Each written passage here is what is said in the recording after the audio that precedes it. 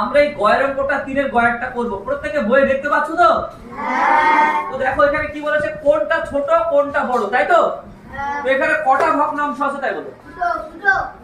একটা ভগ্নাংশ কত? আর একটা ভগ্নাংশ 4 এর 25, তাই তো? তো ছোট বড় নির্ণয় করতে গেলে আমাদেরকে সমহর বিশিষ্ট ভগ্নাংশে পরিণত করতে হবে। হরটাকে কি করতে হবে? সেম, এক।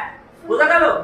তো এদের দুজনার অনেক গুণিতক আছে, সাধারণ গুণিতক অনেক আছে, কিন্তু কি করলে আমাদের পরিশ্রম কম হবে বলতে পারো?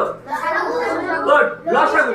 তো দেখো এখানে 5 আর 25, তোমাদের এটাকে বলেছিলাম যদি দুটো সংখ্যা থাকে একটা দিয়ে যদি আরেকটাকে ভাগ করা যায় বড়টা কি হয়, ছোটটা কি হয়? তবু চলো আমরা করছি, দেখো 5 দিয়ে দিলাম, 5 একে 5।